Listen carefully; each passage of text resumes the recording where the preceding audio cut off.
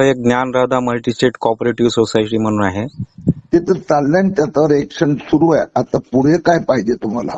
मला फक्त आम्हाला तुमच्याकडून एक सगळ्या लोकांना ठेवीदारांना एक तुम्ही मोटिवेट करण्यासाठी एक डिपॉझिटरला आम्ही करायलो बाबा आम्ही करतोय तुम्ही काळजी करू नका नाही सपोर्ट नाही, आहे. आता खोटं बोलणार नाही.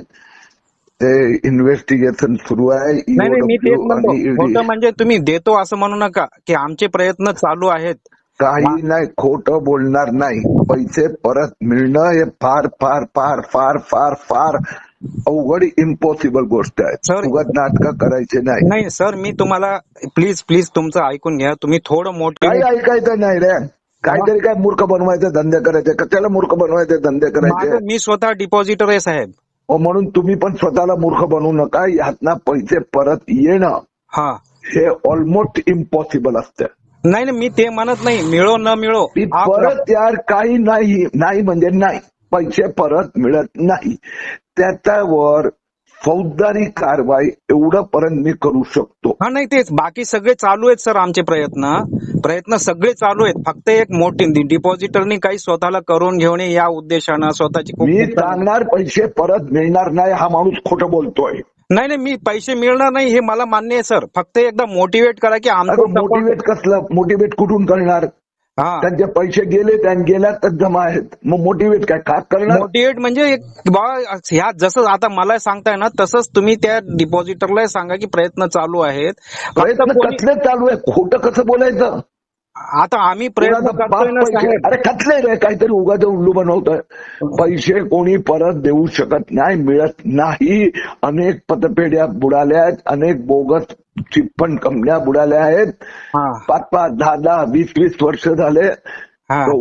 उगाच लोकांची फसवणूक करायची नाही. नाही मी फसवणूक तुम्ही करत नाही सर. तुमचं काम अरे खूप दादा चांगलं यार आहे. तुला काय समजतं का नाही मराठी? उगाच उल्लू बनवतोय.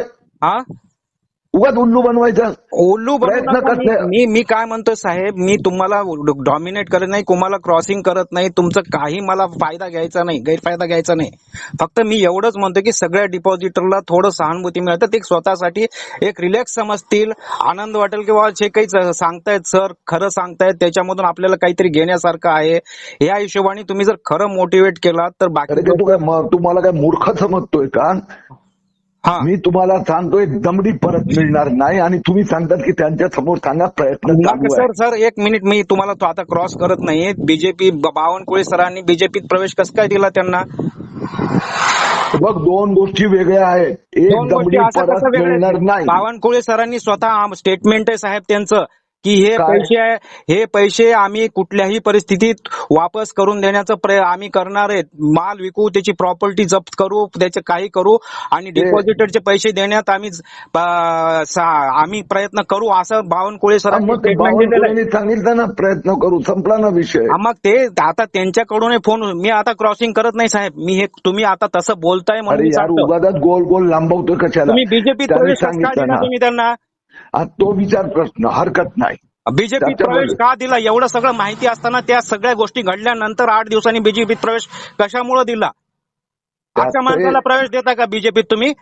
तेच तो प्रश्न बरोबर आहे. मग अशा माणसाला बीजेपीत प्रवेश घ्यायलाच नाही पाहिजे ना.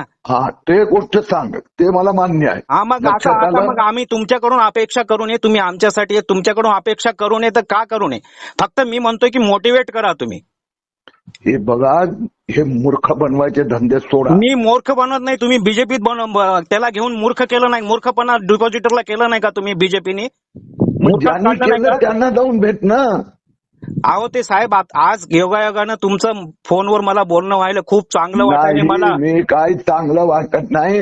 मी लोकांना खोटं बोलत मी खोटं बोलू नका हे मला मान्य आहे. पण बीजेपी प्रवेश का दिला ह्याचं उत्तर द्यायला सांगा आम्हाला.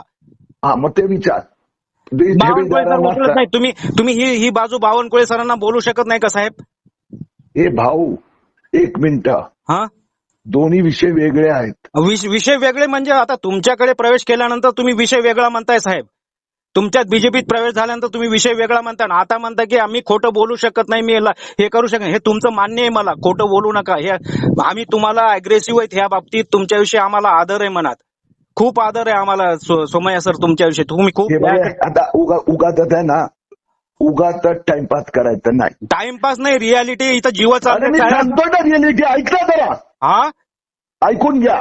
हा पैसे परत मिळेल. मिळून हे मान्य आहे मला, पैसे परत मिळणार नाहीत हे मान्य आहे. फक्त मी म्हणतो संपला की विषय, संपला संपला. एक बीजेपी मिनिट. प्रवेश का दिला याचं उत्तर द्यायला सांगा आम्हाला. हा बस ते मंजूर आहे, त्यासाठी तुम्ही येऊन भेटा, मी बोलणार.